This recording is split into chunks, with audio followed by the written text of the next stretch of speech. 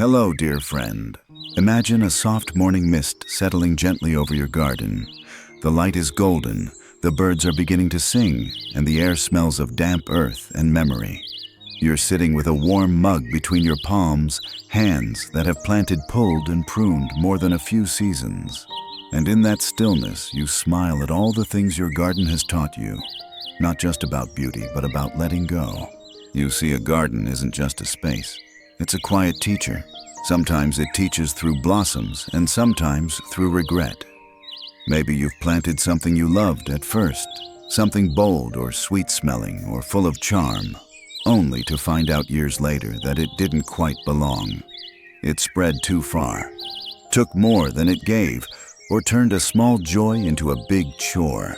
And that's all right, because every root we pull, every lesson we learn makes us a gentler gardener, a wiser one. And the beauty of this chapter of life is that we no longer need to chase perfection. We simply choose what fits us now, plants that bring us peace, not pressure, color without chaos. In today's quiet walk through the garden, I'll share some of the plants that many seasoned gardeners, myself included, have come to regret. Not to scold or scare you, but to offer a soft warning from experience.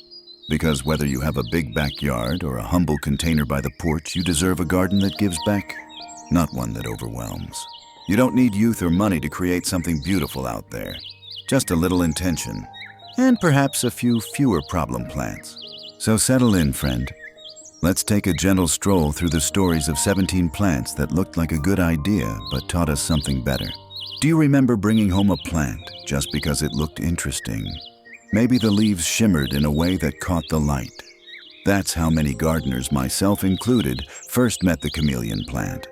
With its mix of cream green and pink, it seems like a bright little splash of joy for a dull corner. But oh dear friend, it has another side. At first, I planted just a small patch near the stepping stones. It felt whimsical, almost like something out of a storybook. But the story took a turn. Within a season or two, it was popping up in places I never expected.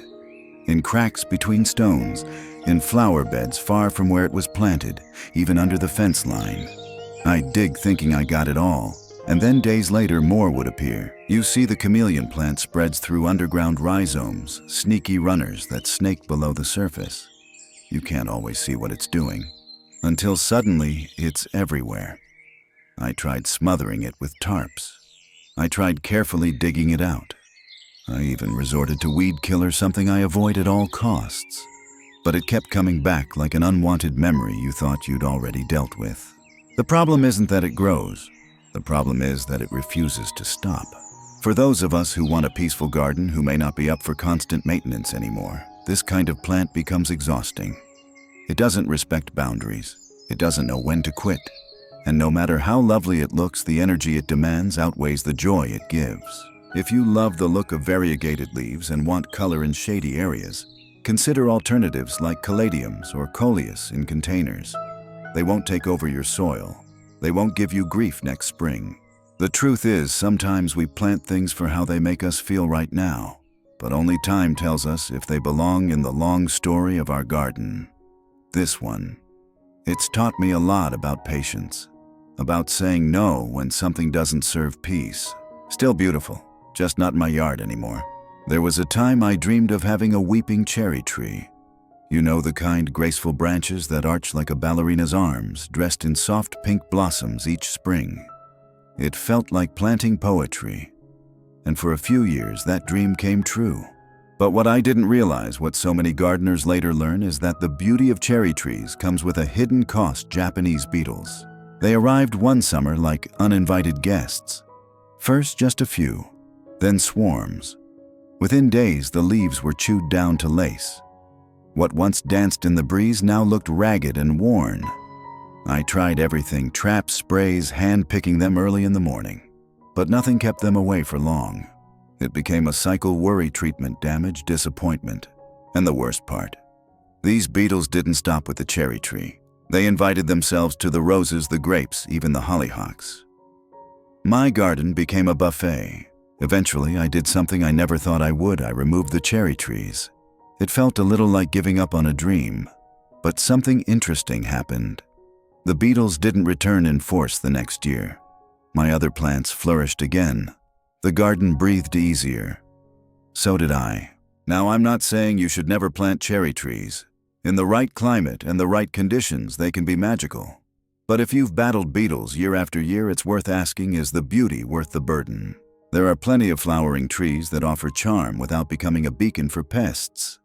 Redbuds, dogwoods, even serviceberry, these gentle growers can bring joy without drama. In gardening, as in life, we learn to let go of what no longer brings peace. The cherry tree was once a symbol of spring's promise. But in the end, what I truly needed wasn't just beauty. It was rest. If you've ever walked past a rose of Sharon in full bloom, you probably paused. How could you not? Tall, bushy, and covered in lavender pink or white blossoms, it looks like a floral celebration in midsummer. For many gardeners, it's one of the first shrubs we fall in love with. Tough, tolerant, and generous with its blooms. What could possibly go wrong? Well, seed by seed, it turns from friend to frustration. In its early years, my rose of Sharon felt like a gift. I barely had to care for it, and yet it bloomed joyfully. But by the third season, I noticed something: little sprouts appearing in unexpected places. In the flower beds, along the gravel path, even poking through cracks in the patio stones. At first, I thought they were weeds, but no, tiny versions of the very shrub I had once admired. It turns out Rose of Sharon is a self-seeding master. Left to its own devices, it will sprinkle seeds across the garden like confetti after a parade. And those seeds don't wait for permission. They sprout root deep, and before long you've got a dozen shrubs where you only wanted one. I spent more time pulling seedlings than enjoying flowers. It became a chore, not a joy. But here's the hopeful part: you don't have to give up on this plant entirely. Breeders have developed newer seedless varieties that offer the same show-stopping flowers without the mess. Look for names like chiffon satin or purple pillar. These cultivars behave far better and still light up the landscape. Sometimes in life we realize it's not the idea that was wrong, it's the version we chose. Rose of Sharon taught me that beauty is best when it's balanced, when it blooms without taking over. Like people, some plants just need a little refinement to truly shine. If you're starting fresh, choose the variety that brings peace to your garden, not problems. Because even beauty, when it spreads unchecked, can wear us down. Do you remember when you first saw a vine spilling over a trellis draped in clouds of tiny white flowers? That's what drew me to the sweet autumn clematis. It looked like lace in the wind, fragrant, soft, and romantic. I thought, what a lovely way to frame the porch rail or cover that bare fence. And at first, it truly was. Fast-growing and generous with blooms, it quickly covered the old arbor that once looked so bare. Each evening, the scent filled the yard with sweetness, and I'd sit there, tea in hand, watching the butterflies dance. But by the second year, something changed. The vine wasn't just climbing, it was conquering. It grew beyond the arbor, wrapping itself around nearby shrubs and reaching for the gutters. It sent runners across the ground, popped up in flower beds I never intended, and smothered delicate plants in its path. I tried to tame it with pruning shears, but it always grew back stronger, bolder, more determined. And when I tried to pull it up by the root, it laughed. Well, not literally, but that's how it felt.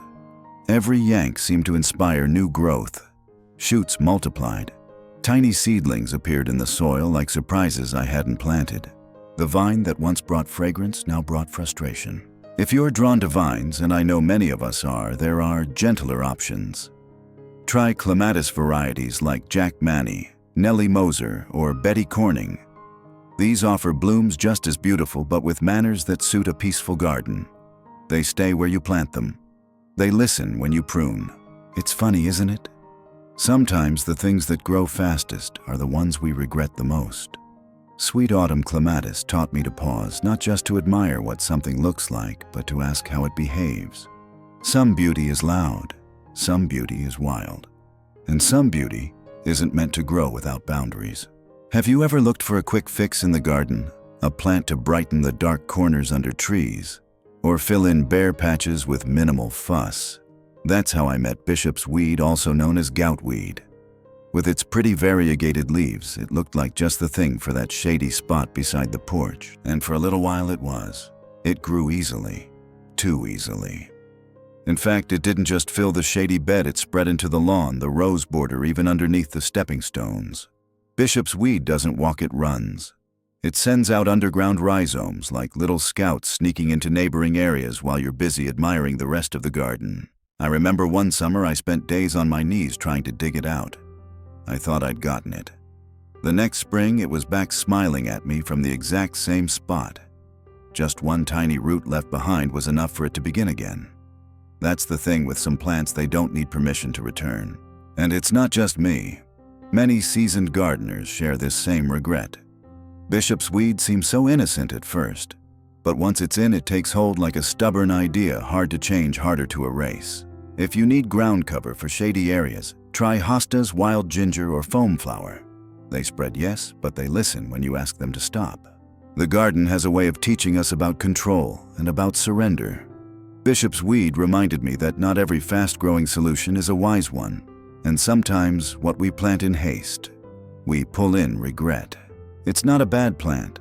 It's just too much for the kind of life I want now, gentler, slower, with more space to breathe. Some plants arrive like a fanfare. Trumpet vine is one of them. With brilliant orange-red blooms shaped like horns, it calls in the hummingbirds, and for a moment it feels like you've invited music into the garden. And for a season or two, I was enchanted. I planted one beside the back fence, hoping to add some drama to the corner that always felt too plain. And drama it gave. Within months, it had taken to the trellis like wildfire. The blooms blazed through summer, and birds flitted joyfully between its trumpet-shaped petals. It was a sight to behold. But trumpet vine doesn't know when the song should end. Soon it was grabbing onto the fence, the neighbor's tree, the side of the shed. It sent runners through the lawn and into the vegetable patch. The roots tunneled deep and far, and when I tried to prune it back, it seemed to grow even more vigorously, as if the trimming had energized it. Its tendrils cling tightly, sometimes damaging wood paint or nearby shrubs. It doesn't just lean, it latches. And what I'd once thought of as vibrant began to feel overwhelming. Getting rid of it wasn't easy. I dug and pulled, only to have new shoots appear yards away. It was like chasing a rumor through the soil. It always popped up somewhere else. Many gardeners who've tried trumpet vine say the same. It gives beauty, yes, but not without a fight. If you long for a flowering vine that's bold but better behaved, consider crossvine Hardenbergia, or even honeysuckle varieties that are native and non-invasive. They can bring in the birds without bringing in the headache. Trumpet vine taught me something that reaches beyond gardening. Just because something is dazzling doesn't mean it belongs. Sometimes the loudest colors are not the ones that bring peace. And in the golden years of life, peace is more precious than spectacle. If you care about pollinators, and I know many of us do, then you've probably heard how important milkweed is for monarch butterflies. It's their nursery, their food, their safe haven. And like many gardeners, I planted it with good intentions. At first, it felt like a small act of kindness, a way to give back. I tucked a few common milkweed plants into a sunny garden bed and waited for the monarchs to come. And they did.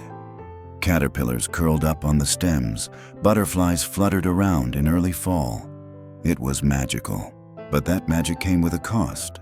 Milkweed, especially the common variety, spreads with quiet determination. Underground rhizomes send up new shoots far beyond where you planted them. By the second year, they were coming up in the grass in the neighbor's yard, even between the cracks in my stone walkway. What was once a patch became a sprawl. Every time I pulled one up, it seemed 3 more would appear. And I couldn't use weed killer, it would harm the very creatures I planted it for. It became a delicate dance, protect the monarchs, but somehow regain control of my own garden. If you love milkweed, and I still do, there are gentler ways to include it. Try planting it in containers or dedicating a corner of the yard specifically for it, where it can spread freely without taking over everything else. Or consider less aggressive varieties like swamp milkweed Asclepias incarnata or butterfly weed Asclepias tuberosa, which tend to stay where they're planted. This plant taught me that even good intentions need boundaries. Helping the earth doesn't mean losing your whole yard. And supporting wildlife should never come at the expense of your own peace. The lesson: it's okay to say yes to nature, just make sure it's a yes you can live with season after season. If you've ever flipped through a gardening catalog, you've likely seen coneflowers, those cheerful daisy-like blooms with raised centers and pink or purple petals that sway in the summer breeze. They're advertised as drought-tolerant, pollinator-friendly, and most reassuringly, deer-resistant. Well, that's what the label said. When I planted my first batch, I imagined a low-maintenance splash of color that would keep the bees buzzing and the deer uninterested. And for the first few weeks, it seemed to work. The young plants settled in and little buds began to appear. But then, early one morning, I stepped outside and found nothing but chewed stems. The deer had discovered them and they weren't shy about returning. I tried deterrents. I sprinkled pepper-hung bars of soap, even used motion sensor lights. But the deer were persistent and oddly selective. They skipped the hostas and went straight for my beloved coneflowers. Every time they bloomed, it was a race against time before they were eaten down to nubs. For 3 years, I kept trying. I grew some from seed, hoping that a larger patch might survive if a few were spared. But the deer kept winning. Eventually, I let them go. And here's the bittersweet part. I gave some coneflower seedlings to my sister who lives just a few miles away without deer. Her yard is now full of blooms, buzzing with bees, standing tall and proud each summer. That's when I realized it wasn't the coneflower's fault. It was just the wrong plant for my garden. A painful truth, but an important one. If you face similar visitors, try deer-resistant alternatives like Russian sage yarrow or catmint. They offer color and charm, but with a better chance of survival. Sometimes we have to accept that our gardens live within a greater ecosystem. And though we can't control every creature that passes through, we can plant with wisdom and protect our peace in the process. Salvia was one of those plants I picked up on impulse, a clearance rack find at the garden center, its purple blooms still holding on despite summer's heat. The label promised long-lasting flowers, drought tolerance, and plenty of pollinator visits. It felt like a safe bet, and in the beginning it was. For the first couple of years it bloomed beautifully. The bees adored it. The upright stems stood proud, adding a soft humming energy to the garden bed. I'd walk past and brush my fingers through the leaves just to release that herbal scent. But by the third year something changed. Each spring the plant came back thinner, hollower. The center collapsed, leaving a sad hole surrounded by floppy stems. I tried pruning it differently, feeding it better, even dividing it. And every time I divided it, those new sections looked great for a while. But sure enough, a couple of years later, the same thing happened again. A center that used to bloom now sagged, a circle of color with an empty middle. It felt like watching something once vibrant slowly fall apart and not knowing how to stop it. Turns out this is a common issue with some perennial salvias. Over time, they tend to lose their shape. It's not always a deal breaker, but it does mean more maintenance, something that may not suit every gardener, especially as we get older and look for less digging, less dividing, less fuss. The key I've learned is choosing varieties described as having strong, upright growth or being resistant to splitting. Or better yet, treating them like short-lived perennials, enjoy them for a few seasons, and then replace them without guilt. Salvia taught me that even reliable plants have lifespans. That sometimes the best gift we can give ourselves is permission to let something go when it no longer brings joy. Because our gardens, like our lives, are not about holding on forever, but about knowing when it's time to begin again. I'll be honest, the first time I saw bear's breeches in a neighbor's garden, I stopped in my tracks. The leaves were grand and architectural, like something from a Roman fountain carving. And when the tall, spiky flowers came up purple and cream standing bold, it looked like something out of a classical painting. So I found one at a nursery. Just one. I thought this will be my statement plant, my quiet showstopper. And for a little while it was. But it didn't stay quiet for long. Bear's breeches has a way of stretching beyond its welcome. Its foliage spreads wide, very wide, smothering nearby plants. And it doesn't take kindly to being pruned. If the weather is too wet, those once impressive leaves begin to rot. They turn brown and floppy, dragging the whole plant down with them. Worse still, the roots, thick rhizomes that twist deep into the ground. When I tried to remove the plant, I thought I'd just dig around it gently, but every piece I pulled seemed to leave another behind. And each piece regrew. Even cutting it back didn't slow it down. The plant responded like it had been challenged, coming back more vigorously, more stubborn than before. Eventually, I learned the best way to control it is to smother it literally. Cover the area with heavy cardboard and mulch, cutting off sunlight and air. Not exactly the graceful solution I had in mind when I first planted it. But sometimes even our grandest ideas teach us humility. Bear's breeches is not a terrible plant. In the right space, a big space, it can be striking. But in a small or mixed garden, it's often too much. And at this stage in life, I've found that I no longer crave plants that shout. I want companions, not conquerors. Texture, not takeover. Some plants bloom like wisdom, quiet, lasting, and gentle on the garden. There's something irresistible about butterfly bushes. The way they arch gracefully, the way bees hum around them, and especially how butterflies dance from flower to flower like floating confetti. So when I saw a dwarf butterfly bush at the nursery, promising all that beauty in a smaller, easier-to-manage form, I was sold. I planted it near the front walk, thinking it would stay compact, neat, and colorful. And for the first summer, it did. Purple blooms stretched out like velvet fingers, and every afternoon felt like a nature show. But by the second season, it had nearly doubled in size. By the third, it had taken over the whole flower bed. I pruned it gently at first, then more firmly, but it kept growing back taller, wider, fuller. Its name had promised smallness, but in reality, this dwarf had ambitions. I found myself wrestling with its woody stems, trying to keep it tidy, only to feel defeated by midsummer when it swallowed up the nearby geraniums and crushed the space where I usually sat with my morning coffee. And I wasn't alone. Many gardeners I've spoken to said the same. It's not that we don't love butterfly bushes, it's just that they don't know when to stop. In some parts of the US, they're even considered invasive. They self-seed aggressively and can outcompete native plants that wildlife rely on.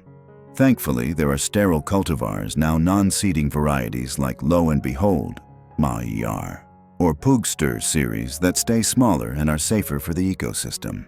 In my own yard, I chose to relocate mine to the back of the garden. It now has the room it needs to flourish without overwhelming the smaller plants around it. And I've replaced the front bed with lavender and coreopsis, quiet, dependable companions that stay in their lane. Sometimes the problem isn't the plant, it's the placement. And sometimes names can be misleading. Just like people, plants deserve to be seen for who they really are, not just what they promise to be on the label. We all love the smell of mint, cool, crisp, like summer's breath on a hot day. A few sprigs in iced tea, a handful tossed in fruit salad, even just brushing past it in the garden can lift your mood. So one year I planted some near the kitchen steps, thinking it'd be convenient, beautiful, and delicious. It was all those things, at first. But mint, my friend, does not like to stay put. I had tucked it into a corner of the herb bed. A small space. Easy to manage, or so I thought. Within weeks it had started to creep. Its roots spread underground quietly, sending up shoots in every direction. I spotted it popping up in the thyme, then in the oregano, then all the way across the path waving at me from a patch of marigolds. Mint travels fast, and unless you plant it in a container, it claims everything in its path. Digging it up is nearly impossible because even the tiniest root fragment can regrow. It's like trying to scoop water with your hands. No matter how careful you are, some always escapes. I know gardeners who now treat mint like a weed. Others who tore up half their beds just trying to stop it. And it's such a shame because mint really does bring joy when it's contained. If you're longing for that refreshing scent and flavor, try planting mint in a sunken pot directly into the ground, or even in a pretty old teapot or bucket near your seating area. That way you can still enjoy the harvest without the headache. The lesson mint offers is a gentle one. Some things are best with boundaries. Even beauty needs a border. And just because something is useful and pleasant doesn't mean it belongs everywhere. A little control, a little container, and suddenly the chaos turns back into calm. If you've ever run your fingers across lamb's ear, you know the feeling. Soft as flannel, velvety, like a child's blanket, it invites touch. It's one of those plants that makes you smile without meaning to. I planted it once along the front border of a bed, thinking it would stay low and gentle like a soft edge to frame the brighter flowers behind it. And for a while it behaved beautifully. But lamb's ear is more ambitious than it looks. What started as a neat clump began to sprawl. Its fuzzy leaves crept outward, laying claim to more soil with every season. Soon it was crowding out my delicate annuals, shading the roots of my coreopsis. and even climbing into the cracks between stones along the path. Its mat of growth was so dense water barely reached the soil underneath. Then came the real trouble, the rot. In humid summers or rainy spells, those once soft leaves turn mushy. They brown at the base, sag to the ground, and leave behind a smelly mess that's hard to clean without pulling up the whole patch. And once it gets soggy, it tends to spread less like a blanket and more like a soggy towel left out in the rain. I still have a soft spot for lamb's ear, literally and figuratively. But now I plant it with caution. A container works wonders, or a small isolated section of the garden where it won't smother others. And I trim it back before heavy rains come, keeping it tidy and less likely to turn on me. Lamb's ear taught me that even the gentlest looking things can grow a bit greedy. It's a reminder that softness without care and intention can become overwhelming. In the garden and in life, it's okay to love something and still decide it needs a smaller place in your world. Bamboo. Just the word sounds peaceful, doesn't it? It conjures images of Zen gardens, soft rustling in the breeze, and slender green stalks rising like nature's architecture. That's the dream many of us chase when we plant bamboo to create a calm, private sanctuary. But oh dear friend, bamboo does not know how to whisper.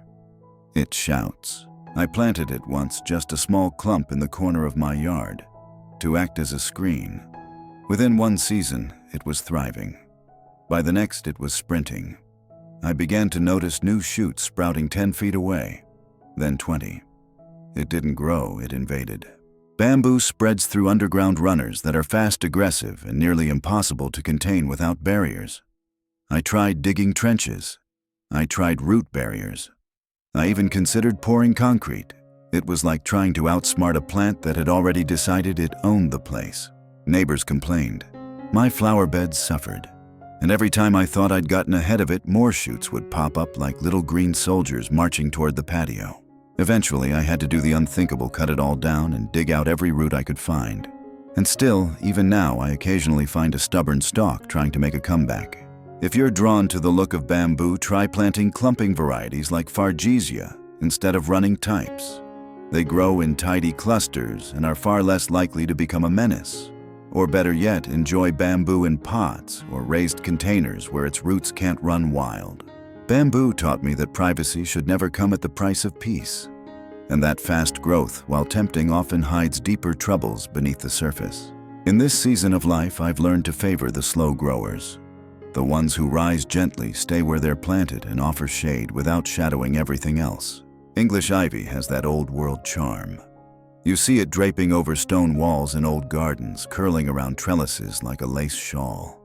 It brings to mind secret gardens and quiet corners, romantic, timeless, and seemingly harmless. So of course I planted it. At first it gave my back fence a touch of elegance. The vines clung gently, the leaves stayed glossy, and I imagined the whole garden slowly becoming more serene. But over time I began to notice things. Ivy was showing up on the nearby maple tree and the side of the shed. It was slipping through cracks in the walkway, winding its way into places I never intended. You see, English ivy doesn't just climb. It clings hard. It wraps around trunks and smothers bark. On wood and brick, it holds so tightly it can damage structures, pulling paint, breaking mortar, and weakening fences. And if it reaches a tree's canopy, it can block sunlight from the tree's own leaves, slowly choking it. Removing it is no easy task. It grabs on with root-like tendrils that don't let go without a fight. Even when pulled off, they leave behind scars on walls, on trees, on patience. I learned too late that this vine left unchecked can harm more than just the garden. It can hurt the very things we wanted it to beautify. If you love that climbing look, try native alternatives like Virginia creeper or non-damaging climbers like star jasmine or sweet pea vine on a dedicated trellis. They still bring charm, but with far less destruction. English ivy taught me that not all beauty is soft. Some things look graceful, even delicate, but hold tight in ways that leave marks. As I get older, I've come to appreciate plants that don't need to take over to be lovely. There is peace in restraint, and in choosing companions that lift instead of cling. Morning glories hold a special place in many hearts. Their blooms open with the sunrise, fresh and fleeting, like a whispered good morning from the garden. So when I spotted a ground cover variety at the nursery compact, cheerful, easy to grow, I imagined a colorful carpet for the bare spots in my yard. And in the beginning, it was lovely. Tiny trumpet-shaped flowers in shades of purple and blue danced across the soil. The vines sprawled gently, softening the edges of paths and beds. I thought how perfect beauty without the need for pruning or staking. But ground morning glory has a secret. It doesn't just spread. It sprawls, tangles, twines, and weaves itself into a thick mat that suffocates everything in its way. By midsummer, it was climbing into my other plants, wrapping around marigolds, smothering petunias, even trying to scale the nearby shrubs. What had looked like a delicate cascade became a heavy blanket that buried anything it touched. Worse, it became difficult to water the bed. The dense vines formed a layer that trapped moisture or sometimes blocked it entirely, causing rot underneath or thirst below. Trying to pull it up was like unraveling a nest of thread. It broke apart, knotted itself back together, and clung to every stem it had touched. It was exhausting. Eventually, I cleared it out and promised myself never again on the open ground. But I still enjoy morning glories in hanging baskets, elevated containers, or climbing a trellis where they have structure support and limits. That's the lesson this little vine gave me. Not all low-growing plants are low maintenance, and not all cheerful colors bring peace when they grow too fast, too far, and too freely. In this season of slower steps and deeper breaths, I no longer seek ground cover that hides the soil. I seek space where each plant can breathe. A garden of balance, not battles. There's something about ornamental grasses that feels so peaceful.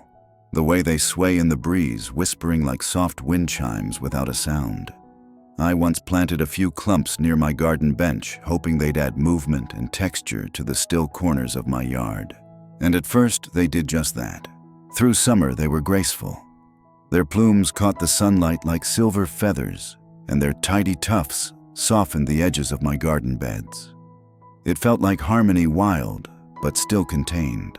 But that was summer. Come winter, things changed. Those same grasses turned brown, brittle, and untamed. Their blades flattened in the rain, forming mats that covered nearby plants. Seed heads scattered in the wind, sprouting in places I never planted.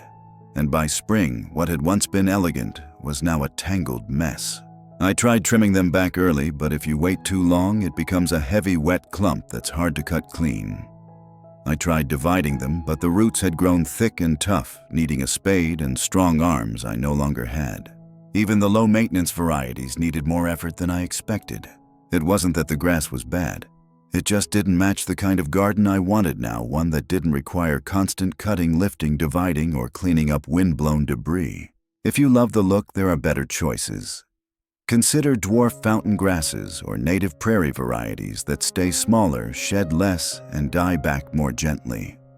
Or try sedges, which offer a similar look with less drama in every season. Ornamental grasses taught me that movement in the garden is beautiful, but not if it leads to more chaos than calm. As I age, I find myself drawn to plants that honor the rhythm of the seasons without leaving a mess behind. Plants that bow with grace when their time has passed. Because the garden, like life, is loveliest when it knows how to let go. So here we are, dear friend, at the quiet close of another garden walk. You've heard the stories of plants that promised beauty but brought more burden, of vines that didn't know when to stop, of flowers nibbled by deer and roots that ran too far. And through it all, perhaps you remembered a few of your own plants you once loved, now gently replaced. But if there's one thing a garden teaches us, it's that regret is not failure. It's simply part of the rhythm. We try, we plant, we hope, and sometimes we learn. It's never about perfection, not in soil, not in life. It's about listening, watching what thrives without harming others, understanding that not everything beautiful belongs in our little corner, that just because a plant flourishes doesn't mean it fits the life we're building now. And isn't that true of so much more than gardening? In our golden years, we start to choose differently. We want ease, not overwhelm, peace, not control, and perhaps most of all, companionship over conquest. Plants that stay where they're planted, that bloom quietly, steadily, without drama, that grow with us, not over us. So if you've ever felt guilt over pulling something out, don't. You're not discarding beauty, you're making space for what truly brings you joy now. And if you're just starting a new bed, a new pot, or even a windowsill of green, begin gently. Choose with care.